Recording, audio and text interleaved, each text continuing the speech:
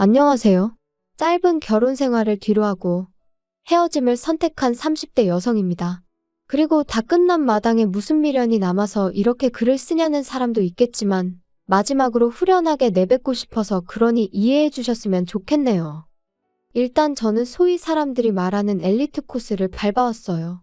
중학교 때부터 전교 1등을 놓친 적이 없었고 선생님들의 적극적인 지지와 권유에 힘입어 특목고에 진학했지요.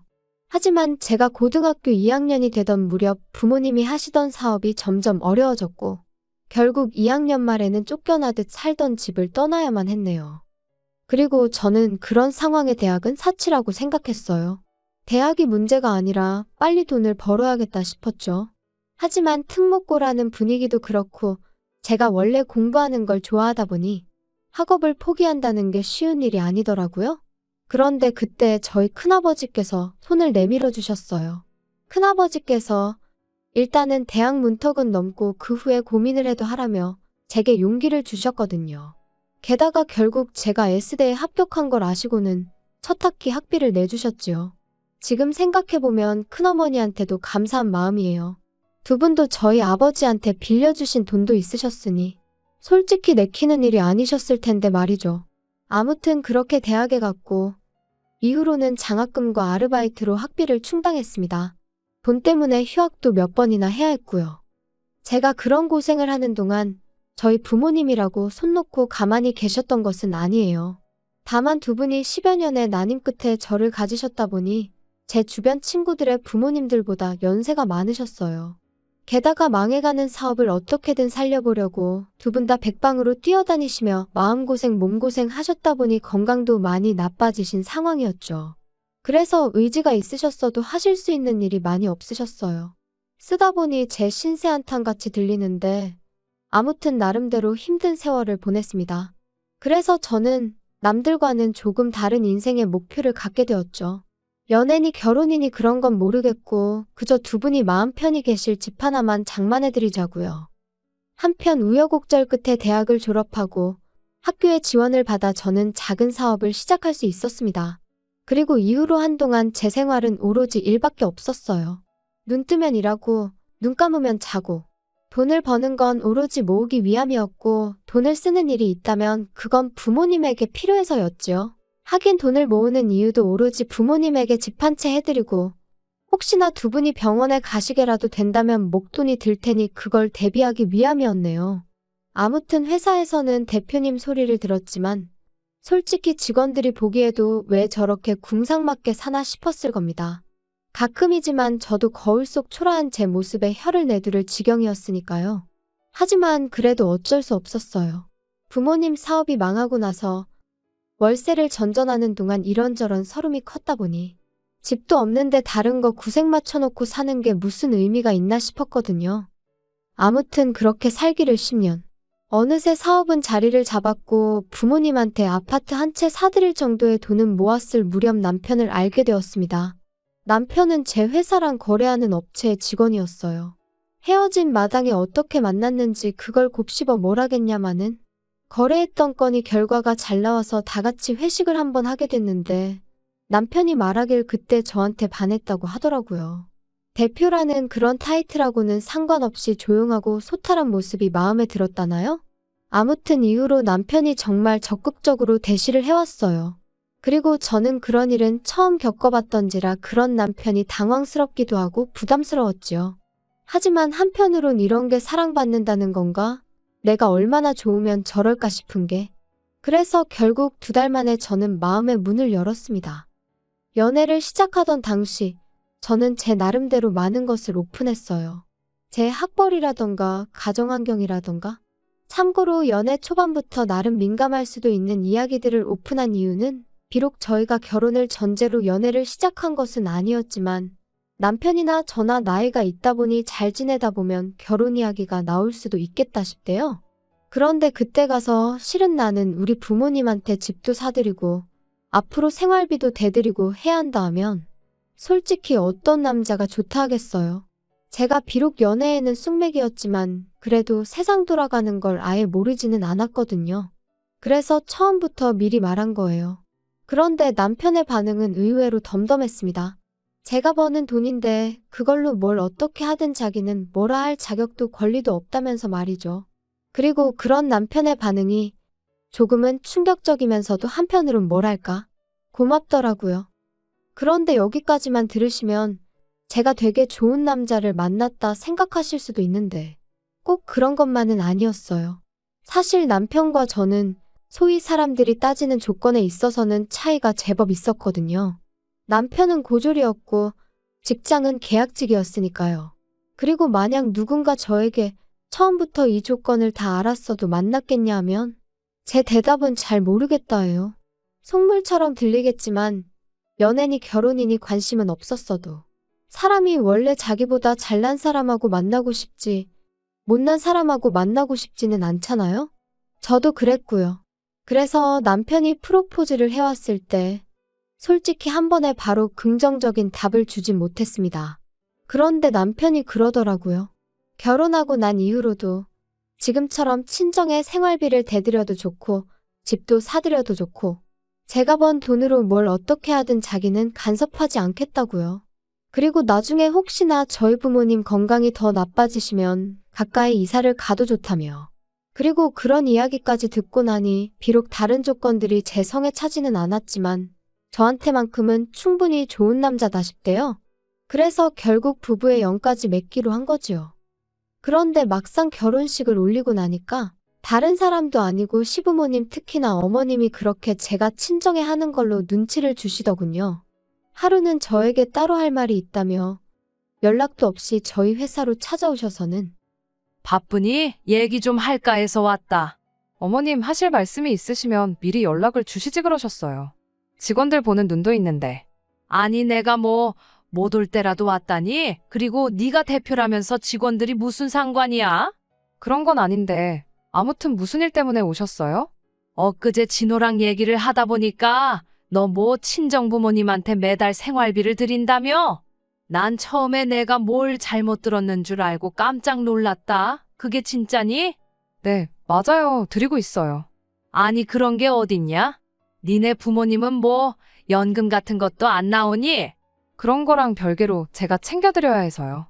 황당하다 정말이지. 아니 너는 결혼한 여자야. 결혼한 여자. 무슨 말인지 알아듣니? 결혼한 여자라는 건 결혼을 했으면 네 가정에 충실해야지. 그거 언제까지 친정을 보고 살 거냐 이 소리야. 알아들어? 결혼 전에 진호 씨랑 다 이야기가 되었던 부분인데 어머님이 갑자기 이렇게 나오시니 좀 당황스럽네요. 저희 부모님은 제 도움이 필요하시고 저는 끝까지 책임질 거예요. 아니 공부도 잘했다면서 말귀를 못 알아듣니? 듣자 하니 한 달에 150만 원씩 드리고 있다며. 노인네 둘이 사는데 무슨 돈을 그렇게 많이 주냐? 진호 씨 돈은 한 푼도 안 들어가고 있으니까 걱정 안 하셔도 돼요. 아시는지 모르겠는데 저희 돈 관리 따로 하고 있거든요. 결혼을 했는데 왜 돈 관리를 따로 하니? 같이 해야지. 요즘 애들은 정말 이상하다니까. 진호 씨 벌이로 대출까지 상환하면 자기 쓸 돈이 없다고 하더라고요. 그래서 돈을 따로 관리하는 대신 대출도 저 혼자 갚는데.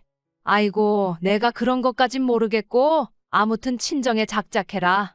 그리고 너 내 입장도 생각해봤니? 지 친정에는 150씩 주면서 우리한테는 50이라니. 내가 말 안 하려고 했는데 듣고 나서 화딱지가 나더라. 시부모는 부모도 아니냐? 그런 건 진호 씨하고 얘기해보시는 게 좋으실 것 같아요. 그리고 저도 말 안 하려고 했는데 그 50은 진호 씨 돈이 아니고 제가 드리는 건데. 아이고 그 돈으로 유세 부릴 생각이면 꿈 깨라. 그리고 이후로도 어머님은 계속해서 한마디로 친정에 작작 퍼주라며 저를 나무라셨는데 도무지 납득할 수가 없었습니다. 왜 이제 와서 저희 결혼 생활에 자꾸 관심을 가지시는 건지 부담스러울 뿐이었죠. 솔직히 결혼할 때 제 친정 상황이 그렇다 보니 시부모님한테도 도움을 받을 생각이 없었어요. 괜히 나중에 말 나올까 걱정이었거든요. 그리고 다행이라고 해야 할지 시부모님도 처음부터 도와주실 생각이 없으셨더라고요. 두 분이 말씀하시길 너희는 너희 알아서 살라고 당신들은 당신들이 알아서 살겠다고. 서운하게 들으려면 얼마든지 서운한 말이지만 또 좋게 생각하면 적어도 저희한테 기대지는 않겠다는 말씀이셨으니 저는 좋은 쪽으로 받아들였습니다. 그런데 이제 와서 친정에 뭘 해주는지 왜 당신들한테는 안 해주는지 그런 걸 따지시니 답답하고 황당할 수밖에 없었지요. 그런데 어머님의 도넘은 간섭은 여기서 끝이 아니었습니다. 그날의 불편한 대화 이후로 저도 사람인지라 한동안 도통시댁에 뭘 하고 싶은 마음이 안 들더라고요. 그래서 남편이 시부모님 모시고 밥이라도 먹을까 하면 당신만 다녀오라 했고 제 나름대로 자리를 피했던 게 사실이에요. 그도 그럴 것이 만나면 또 친정부모님 이야기가 나올 것 같았고 거기다 대고 제가 왜 해명 아닌 해명을 해야 하는지 상황을 가정하는 것만으로도 너무 스트레스였어요. 그리고 그렇게 한 세 달 정도 지났을 무렵 저는 저대로 제 나름의 수건사업이던 친정부모님의 아파트를 장만했습니다.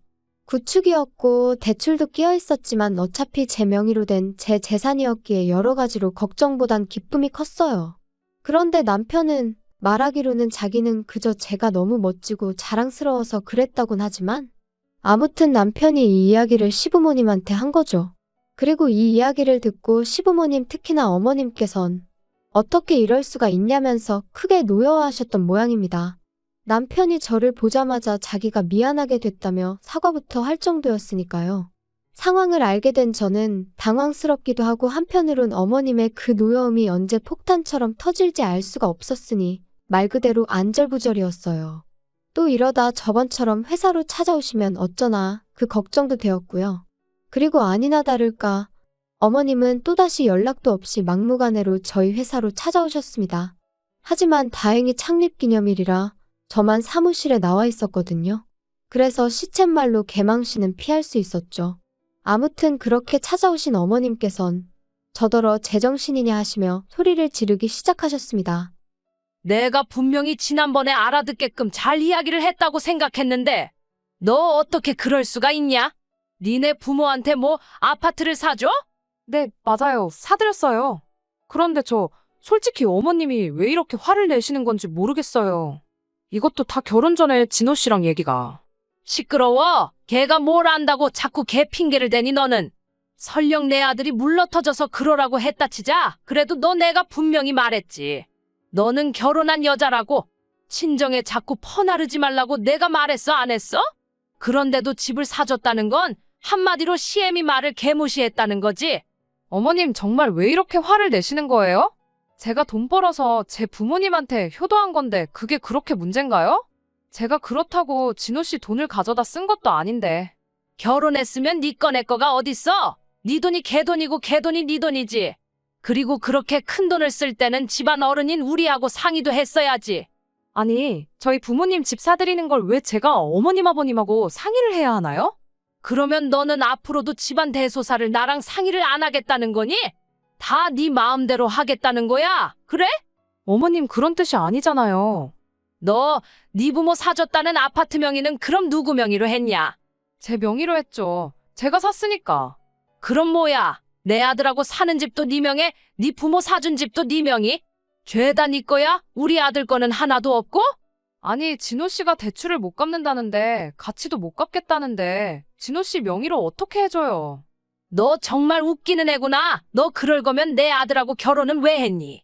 그렇게 너 혼자 다 독식할 거면 결혼은 왜 했어? 도대체 무슨 말씀을 하시는 건지 모르겠어요. 제 돈으로 제가 산 집을 제 명의로 했다는데 어머님은 그게 지금 이해가 안 되시는 거예요? 나는 네가 너무 이기적이라고 생각해. 지하고 지 부모밖에 모르고 아주 못됐어. 막말로 지 부모 집 하나 사줄 능력이면 시부모한테는 자동차라도 한 대 뽑아주는 게 맞지. 그게 경우고 도리고 이치 아니겠냐. 근데 어떻게 아주 능구렁이 마냥 지 부모만 챙기고. 못됐다 정말이지. 어머님의 억지에 저는 정말 이골이 났고 마음은 있는 대로 상해서 집에 돌아왔어요. 그리고 그때까지만 하더라도 제 마음은 그저 남편에게 하소연 좀 하고 위로나 받아야겠단 거였죠. 그런데 집에 들어오니 남편도 표정이 영 좋지가 않더라고요. 평소라면 밖에서 안 좋은 일이 있어도 집에서는 티를 내지 않는 사람인데 말이에요. 그래서 제가 무슨 일이라도 있었어? 표정이 너무 안 좋네. 그냥 뭐 그나저나 오늘 어머니하고 만났다며 아파트 얘기로 곤란했겠네. 곤란하다기보다 그냥 좀 불편하더라. 어머님이 내가 친정에 이렇게 저렇게 하는 게 엄청 싫으신가 봐. 그거 좋아할 시어머니가 어디 있겠어. 어쩔 수 없지. 그리고 솔직히 서운할 만하시지. 양가 다 잘해드리면 모르겠는데 워낙 장인 장모님만 덕을 보고 계시잖아. 그게 무슨 뜻이야? 내가 친정에만 잘한다는 거야? 그렇게 얘기하면 내가 섭섭하지. 자꾸 내가 친정부모님한테 해드리는 거랑 비교를 하지 말고 객관적인 것만 봐봐.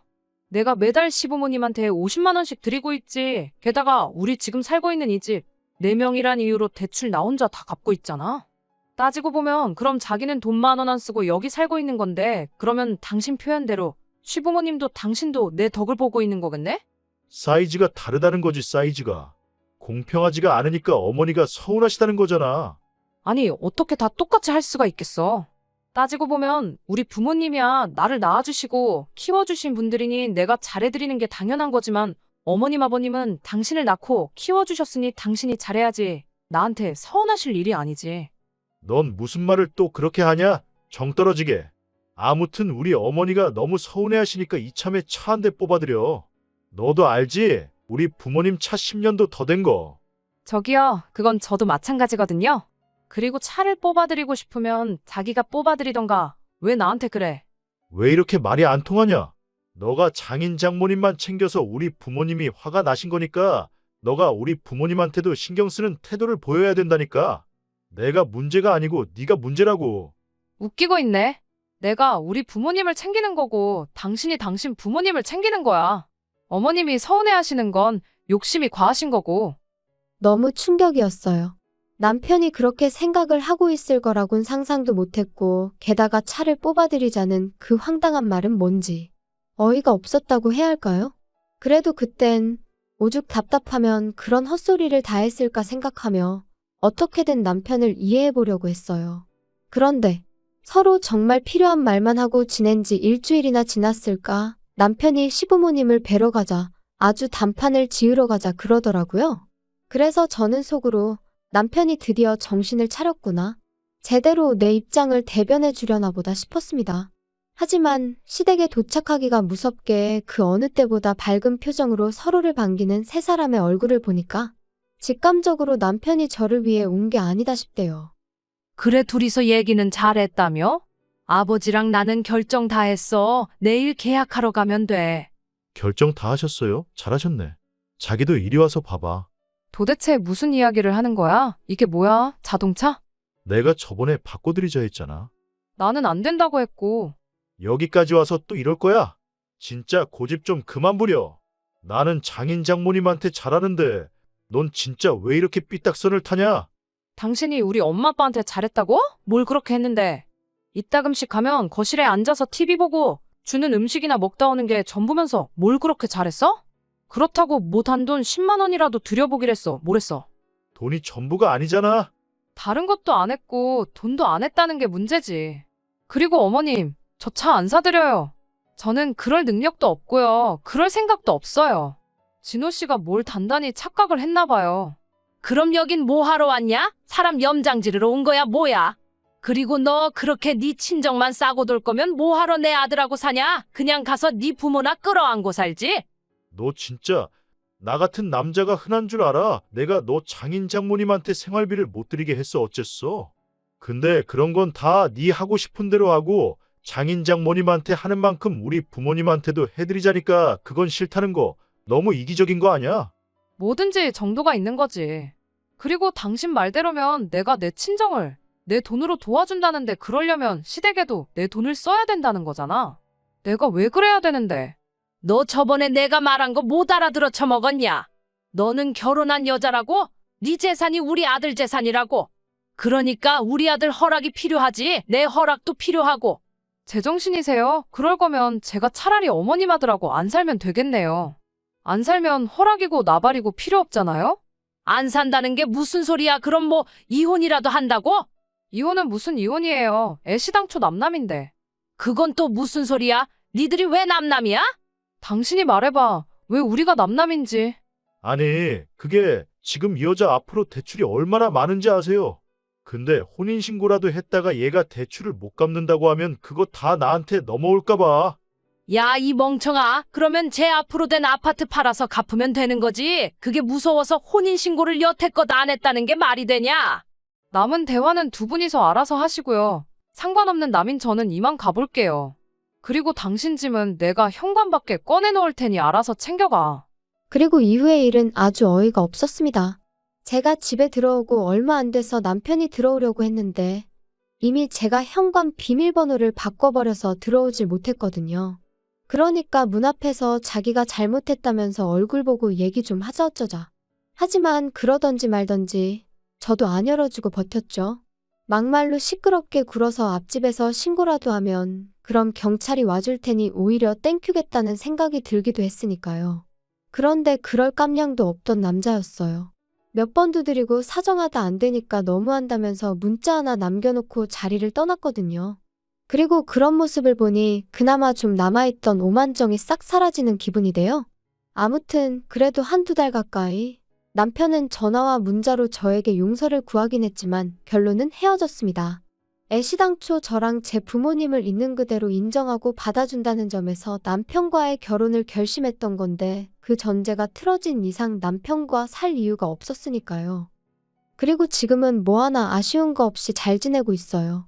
남편과의 일과는 별개로 제 사업은 여전히 잘 되어가고 있고 꺼릴 것 없이 친정부모님을 챙겨드릴 수 있어서 좋네요. 뭐 누군가는 저더러 그래도 언제까지 부모 뒤치다꺼리만 할 거냐. 네 인생을 살아야지 하는데 누가 그렇게 산다고 하던가요? 저는 그저 제 나름의 도리를 했을 뿐이고 이제 집도 해드렸으니 새로운 목표를 세워서 제 행복을 위해 다시 한번 열심히 달릴 겁니다.